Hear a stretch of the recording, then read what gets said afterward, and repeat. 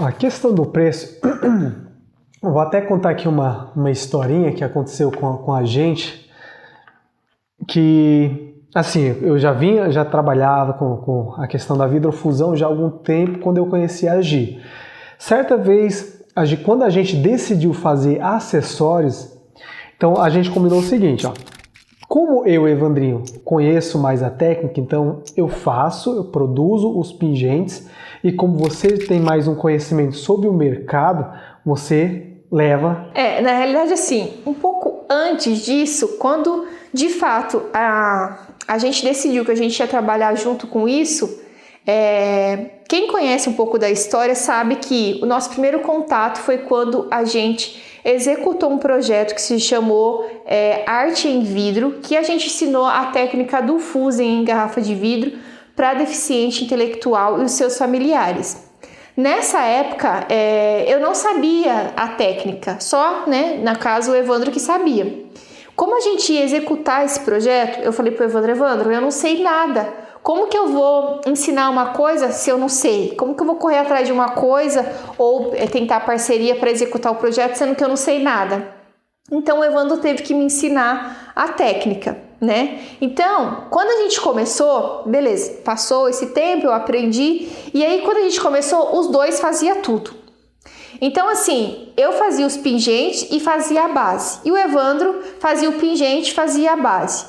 O que aconteceu? A gente identificou que, por exemplo, os meus colares eram colares que... Calma aí, daí durante a execução do projeto, a Gi viu que existia um mercado ali, que era o de acessórios feitos com essa técnica, usando a garrafa de vidro, que ainda não estava sendo explorado.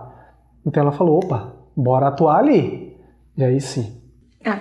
E aí o que acontece? Bom, então aí ficou nós dois fazendo tudo, desde o pingente, fazendo o colar inteiro. E aí o que acontece? A gente se identificou que, tipo assim, eu gostava mais, eu me identifico mais com a base do colar. E o Evandro se identifica mais, é claro, com o vidro, com o pingente. Então, por exemplo, quando a gente vai fazer uma peça, geralmente a gente... Não, mas antes disso, o Evandro se identifica mais com o pingente. O que a gente falou? Então, você faz os pingentes e você, no caso eu, fico com as bases, Para cada um não ficar tudo, os dois fazendo a mesma coisa e ficar uma coisa com produção mais alta. E também é legal quando você faz uma coisa que você gosta. Então, eu gosto muito de fazer a base do colar. Geralmente, o que a gente faz depois que a gente identificou e separou o que cada um ia fazer? A gente senta e fala, vamos fazer um colar nesse estilo. Então, eu geralmente falo, eu queria um colar assim. E aí ele bola o pingente na cabeça e vem com o pingente, aí eu já faço a base. Então, deu muito certo. Porque dessa forma a gente consegue ter uma grande produção de peças e ao mesmo tempo eu faço o que eu tô gostando, que eu acho bem bacana, e o que ele faz também bem bacana, só para contextualizar. Mas nessa época que os dois faziam o colar inteiro, o que aconteceu? A gente percebeu que os meus colares eram colares mais extravagantes, colares mais coloridos, colares exóticos, diferentes. E o Evandro, ele ia para o lado do colar da peça delicada. Por exemplo, ele fazia um pingente e colocava um fiozinho só, mais delicado. Porque no gosto dele, eu acho que as pessoas vão gostar mais dessa peça aqui porque ela é mais delicada. Então, ele olhava para as peças que eu fazia e falava a seguinte frase: nossa, essa peça, esse colar não vai vender não? Colar estranho, eu não usaria, ainda falava assim. Se fosse mulher, eu não usaria um colar desse, né, Evandro? Uhum. E assim, eu ficava batendo, assim, não vai vender, não vai vender. O que acontecia, gente? Eu falava, ele tá falando que o colar não vai vender, eu vou começar a vender esse colar, vou vender por uns 50, 70, 80 esse colar aqui. Porque ele tá falando que não vai vender, então vou chegar oferecendo esse valor, vamos ver o que dá. Então tinha os colares que eu fazia e os colares dele. E aí, gente, adivinha quais os colares que vendia mais rápido? Quanto mais eu criticava o colar, por exemplo, a gente fazia esse daqui. Se comparar aos da época, esse daqui tá bonito, tá lindo. Os daquela época também, mas a gente evoluiu bastante. Mas assim, eu vi o colar, quanto mais eu criticava, mais vendia. E tinha crítica, gente. Eu criticava, não vai vender. Porque assim, como eu gostava de peças mais delicadas, quem acompanha o canal percebe que meus colares é bem mais delicados, bem mais simples, digamos assim, do que os que a Gi usa.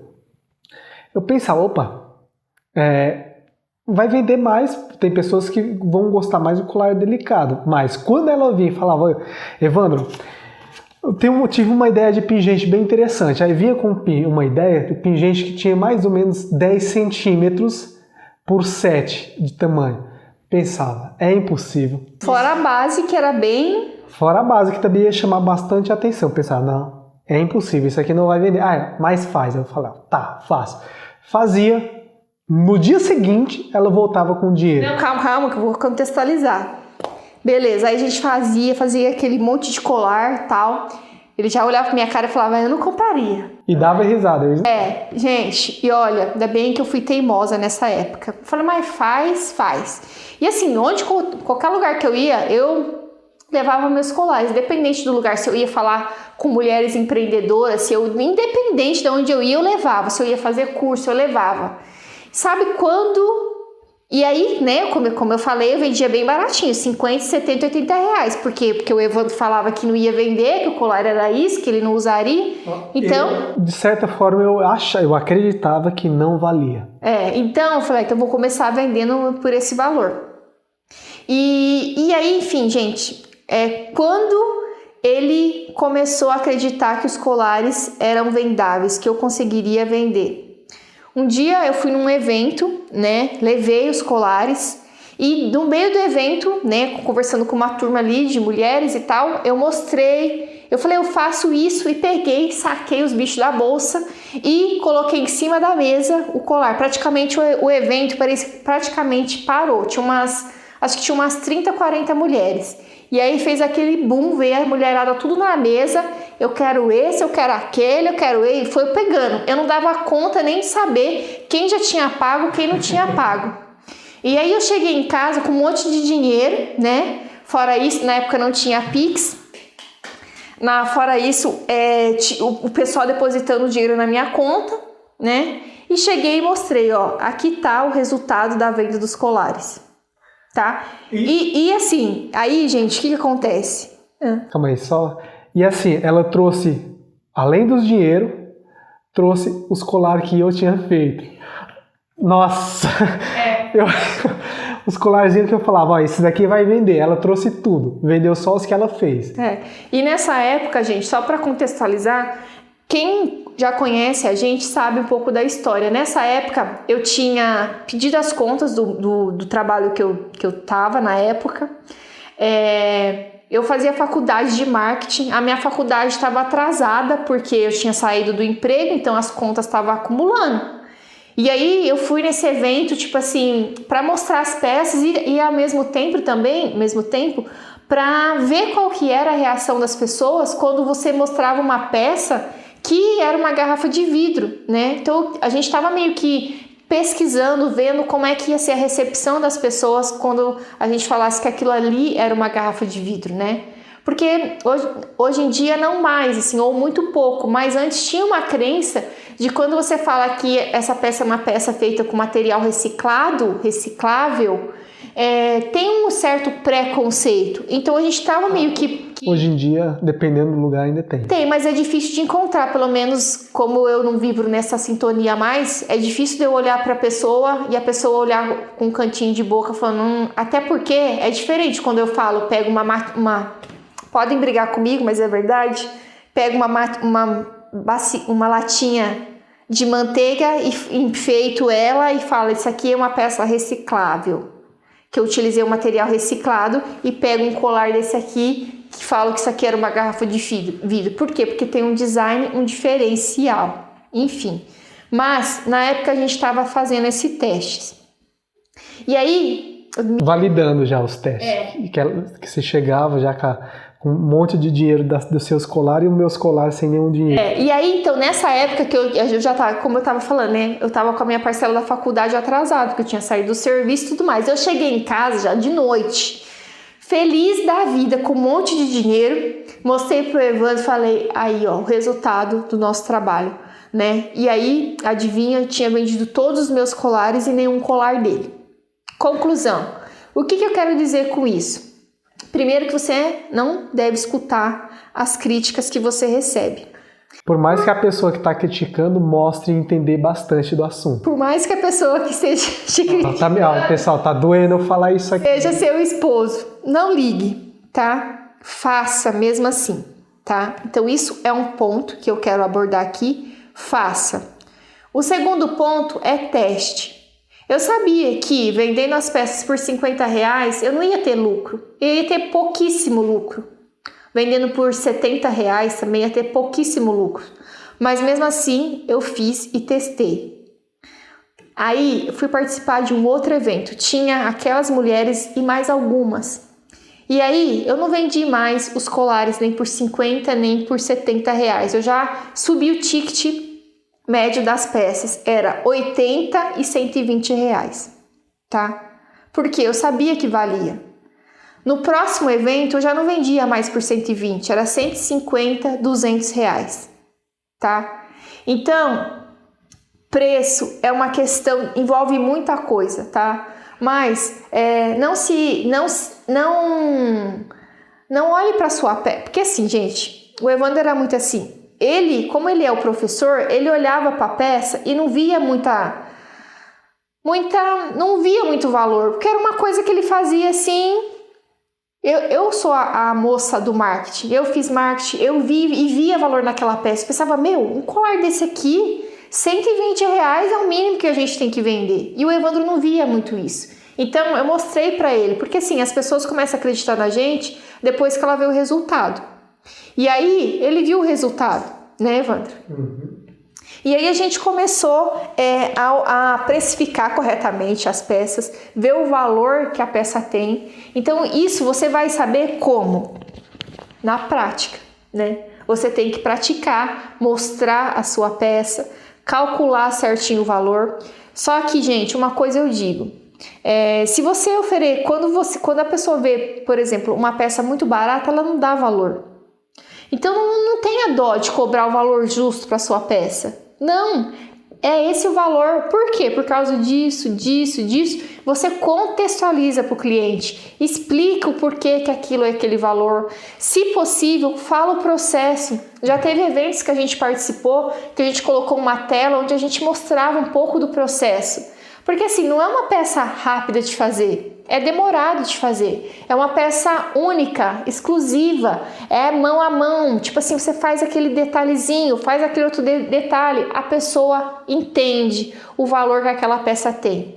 Então, não venda a sua peça por preço de banana. Se você está começando, coloca pelo menos o preço do custo, porque você vai validar a sua ideia. Coloca o custo. Observa, veja como que a pessoa vai pegar na peça, o que a pessoa vai falar da sua peça. Mostra para pessoas diferentes.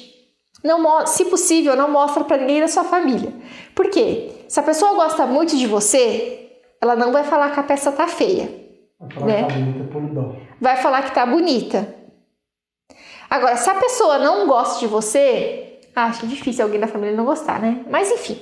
Eu acho que deu para ficar claro. Entendeu, né? Então, assim, mostra a peça para pessoas diferentes, veja o que ela vai falar, veja todos os detalhes e vai modificando a sua peça. Mas, a princípio, não venda, não tenha dó de colocar valor na sua peça. Primeiro você coloca o valor do custo, faz uma pesquisa e aí sim você vai, depois que a sua peça tiver aqui, diferencial, design, acabamento, qualidade, você coloca um preço justo. Essa peça é quanto? Tanto. E, gente, não tenha medo de inovar. Por quê? Talvez é aquela peça que você pode pensar, essa peça não vai vender, que é a peça que vende. Inove e teste. Tem uma peça que eu fiz, o Evandro olhou pra cara da peça e falou, Jesus, que peça é essa? Eu usei um pingente e usei bico de garrafa. A vermelha? Bico de garrafa de champanhe. E fui num evento, levei esse colar. Eu não vendi somente a peça que eu tinha feito lá, mas eu recebi mais 5 encomendas da mesma peça. Por quê? Uma pessoa comprou, foi mostrando para as outras pessoas e outras pessoas encomendavam a mesma peça com cores diferentes. Então, como é que eu sei disso? Tentando e testando. O Evandro falou, não vai vender. Eu fui lá, teimei. Não foi? Teimou e vendeu uma, vendeu mais. Ah, detalhe, tá? Esse colar eu vendia por R$200, esse modelo de colar. R$200, tá? Pessoal, assim, ó, eu, Evandrinho, mesmo sabendo que o negócio vendia, mesmo já criando isso que aconteceu, já foi alguns meses depois das primeiras vendas que a gente chegou com um monte de dinheiro jogando na minha cara e minhas pecinhas lá. Inclusive ainda deve ter alguma pecinha minha daquela época guardada em algum lugar. Pessoal, isso aí aconteceu, aliás, voltando, mesmo eu sabendo que o negócio vendia, mesmo sabendo que já tinha validado, quando a gente chegou e falou, ó, esse colar aqui, põe um bico de garrafa de champanhe. Aí coloquei o bico de garrafa, preparei lá o bico de champanhe, e ela falou, ó, vou vender por R$200. Eu tinha certeza que não vendia. Falava, não vai vender, não vai vender. Ela falou, vai. Vai que eu vi o colar pra mim, e aí é onde tá a questão que assim, a gente não falou aqui, mas a questão do público, você entender bem. Porque assim, não era o meu. Por que eu vou falar isso daqui? Porque por mais que você esteja criando, por mais que você acredite que aquilo que você gosta é aquilo que vai vender, não é bem por aí. Existe toda uma questão de estudo que você deve fazer para fazer o negócio já certeiro. Por quê que eu falava que não ia vender? Porque aquilo não era o meu foco, não era o meu estilo. Pensar, bom, como não ignoranticamente pensando e falando, como isso não é o meu estilo, isso não vende. Olha só quanto de errado eu não estava. E nesse evento eu fiz questão de levar o Evandro. Falei, você vai nesse evento. Nesse evento tinha muita gente, tinha muitas mulheres, era um evento de mulheres. Assim, e a homem também, mas era focado em empreendedorismo feminino. Então tinha pessoas famosas dando palestra e tal. E eu falei, você vai comigo nesse evento. Gente, eu ficava só olhando na cara do Evandro. Eu só ficava olhando na cara do Evandro. Quando a pessoa perguntava, quanto que é esse? 200. Vou levar esse. Passa cartão? Eu ficava só olhando na cara dele. Porque, tipo assim, quando você vê o negócio acontecendo, você começa a acreditar, tá? Você só vai acreditar que é possível você faturar, né, R$3.000 ou muito mais com artesanato em garrafa de vidro quando você começa a fazer o negócio e o dinheiro vem. Você começa a acreditar. E aí eu mostrei pra ele, tá vendo? E assim, o pessoal, a gente colocava, tinha a mesinha, que era dependendo da exposição. Vou citar aqui uma que a mulher lá da Magazine fez palestra. Mesinha, acho que tinha 60 centímetros quadrados. A mesinha que a gente fala aqui como referência aqui no canal de tamanho para você criar um ateliê. Tinha 60 centímetros quadrados e vários colares. Às vezes a mulherada fala, ó, esse daqui nem perguntava o preço. E eu só olhando assim e tirando foto para mim não esquecer. Sabe quando o seu orgulho vai descendo assim, garganta abaixo? Aconteceu comigo. A mulherada, passa cartão? Passa. Aí vinha, levava. Daqui a pouco vinha outra que tinha visto o colar da primeira, que tinha... eu vi fulano não sei o que, ela tá lá falando do trabalho de você, deixa eu ver esse colar. Aí vinha, nossa, eu gostei daquele, não sei o que, pegava, já ia separando, e eu olhando assim de canto e a gente vendendo e dando risada à toa. E isso que é legal, quando o seu negócio ele tem um diferencial, você não precisa ficar fazendo muito marketing, porque a outra pessoa vai fazer o marketing para você. Nesse evento que o Evandro tá dando exemplo aqui, gente, além de eu vender, as pessoas, fulano falou do trabalho de vocês, por isso eu vim aqui conhecer. E fulano não é qualquer pessoa, não. É realmente fulano. E aí vinha conhecer nosso trabalho. Então, quando você tem um diferencial para o seu negócio, para o seu trabalho, pode ter certeza que o cliente, a empresa, as pessoas vão correr atrás de você.